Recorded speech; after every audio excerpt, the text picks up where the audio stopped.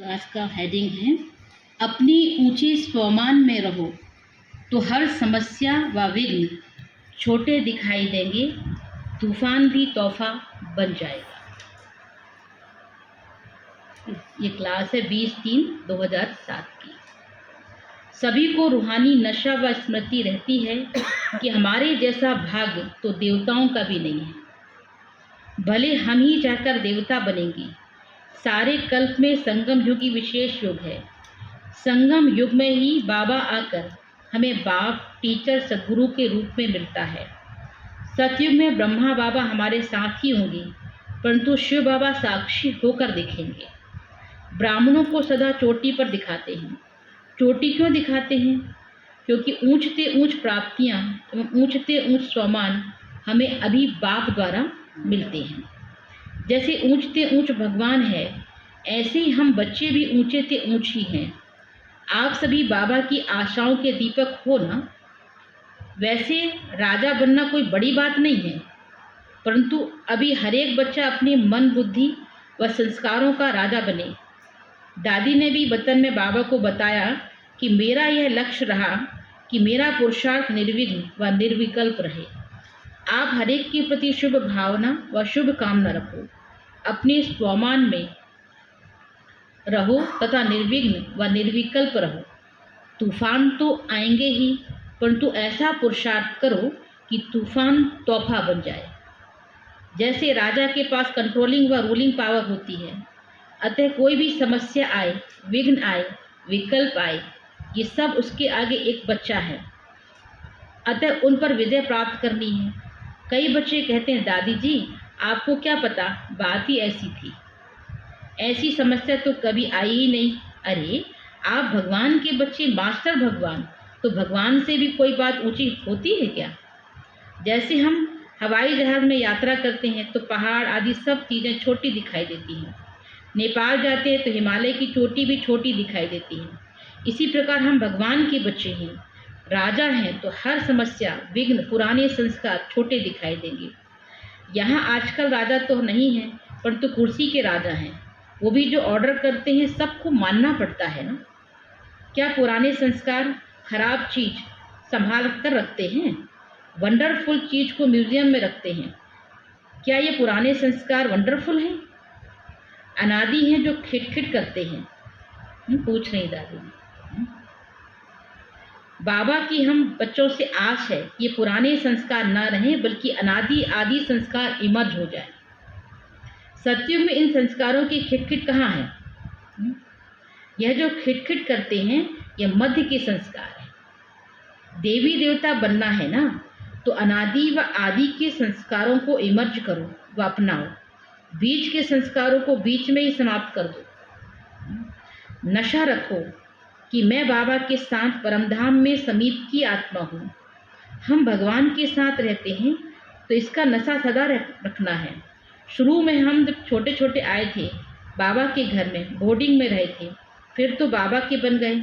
हमारे रिश्तेदार हमें बुलाते थे, घर आ जाओ, तो हम कहते थे हम तो विश्व कल्याणकारी बन गए हैं। तो वह हम पर हंसते थे, सोचते थे यह छोटे छोटे बच्चे क्या विश्व कल्याणी बनेंगे। दादियों को कितना नशा था कि हम विश्व कल्याणकारी बन गए, तो हंसते थे कि छोटे छोटे बच्चे क्या विश्व कल्याणकारी बनेंगे। यहाँ आपको तो विश्वास है ना कि हम विश्व कल्याणकारी हैं। हम उन्हें कहते थे कि 5 पांडव थे, उनकी जीत हुई ना। क्या हमको महाभारत पर विश्वास नहीं है? हम अंदर समझते थे हम तो 80 हैं, हमारी जीत अवश्य होगी। हमने विश्व का नक्शा भी नहीं देखा था, फिर भी हमको निश्चय था, नशा था कि हम विश्व कल्याणकारी बनेंगे। हम बाबा से रोज मिलते थे। एक दिन मैंने बाबा से पूछा कि बाबा हमने तो विश्व का नक्शा भी नहीं देखा है, तो हम विश्व कल्याणकारी कैसे बनेंगे? बाबा ने कहा, बच्ची यह बाबा ने कहा है, भगवान का वरदान है, यह एक दिन प्रैक्टिकल में अवश्य होना है। तो आज हम देखते हैं कि कैसे 5 खंड अभी छोटे से लगते हैं। बाबा बार बार हमें नशा चढ़ाता है, परंतु धीरे धीरे नशा व निश्चय हट जाता है। जब कोई संस्कार उछल मारता है या समस्या आती है, तो उस समय हम भूल जाते हैं कि हम भगवान के बच्चे हैं। नशा हट जाता है, निश्चय टूट जाता है। जैसे हम निश्चय व नसी के आधार से भाषण करते हैं तो होशियार हो जाते हैं, इसी प्रकार सदा निश्चय व नशा रखो कि हम भगवान सर्वशक्तिमान बाप के बच्चे हैं, तो माया आ नहीं सकती। कई कहते हैं कि दादी जी बात ही ऐसी थी ना। अरे फिर ज्ञान की तलवार किस लिए है? क्या म्यान में रखने के लिए है? बातें तो आएंगी परंतु हमें उन्हें पास करना है।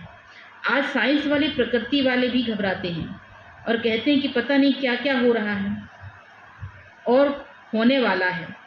हम तो नहीं घबराते हैं ना, क्योंकि हमें पता है कि यह सब तो होना ही है। आज दुनिया में क्या क्या लगा पड़ा है। असेंबली भी जैसे युद्ध का मैदान हो गई है। एक दो पर कुर्सी, पेपर वेट आदि फेंक रहे हैं गेंद की बजाय। एक विदेशी साइंसदान ने एक वीडियो फिल्म में दिखाया कि कैसे आकाश से एक एक तारा गिरेगा, तो सोचो क्या हाल होगा। एक बिजली गिरती तो क्या से क्या हो जाता है। हमें तो बाबा ने पहले से ही सावधान कर दिया है कि हमको तो जाना ही है।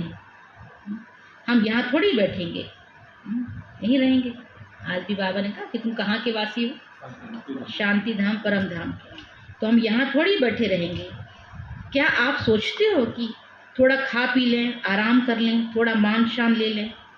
पर क्या ये शान की नशे की सीट है? क्या यह बड़प्पन है? जितना बड़ा आदमी होता है उतना उसकी खातिरी व ध्यान भी रखा जाता है।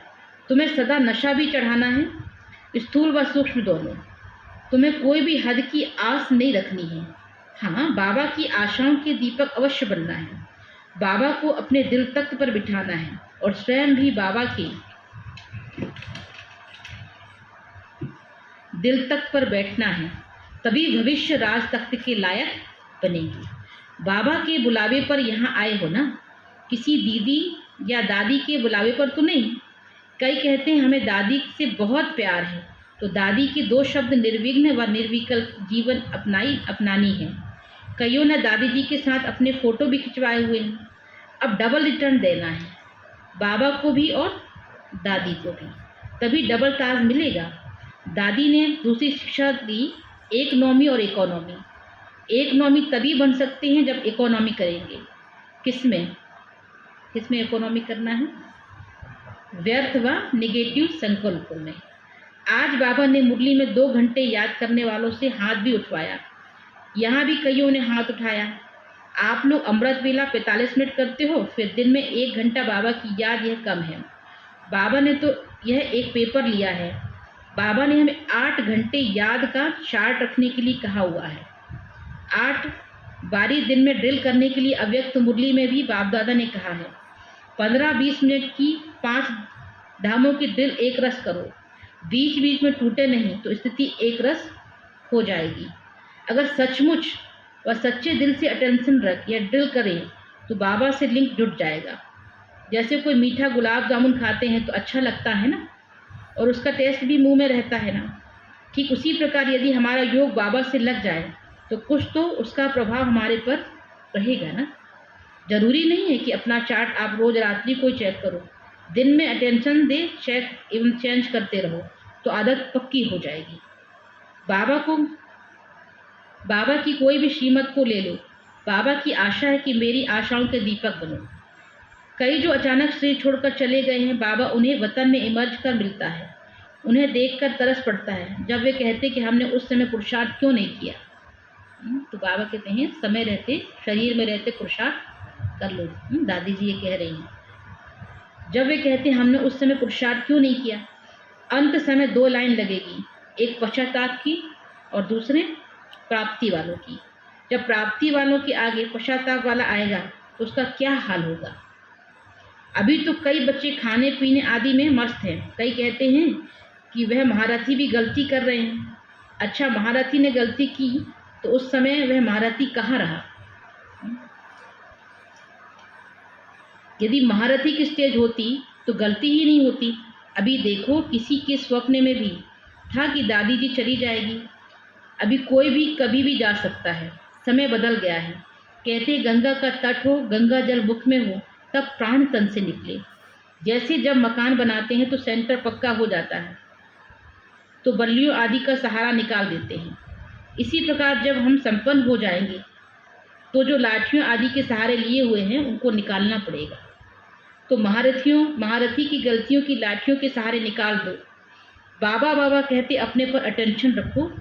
बाबा तो शिक्षा देंगे, करना तो हम बच्चों को ही है ना। जो करेगा सो पाएगा। अपना पुरुषार्थ आप ही करना है। जब धर्मराजपुरी में जाएंगे तो उस समय ब्रह्मा बाबा देखता रहेगा, कुछ नहीं कहेगा। करेगा बाबा कुछ कहेगा भी नहीं, कुछ करेगा भी नहीं।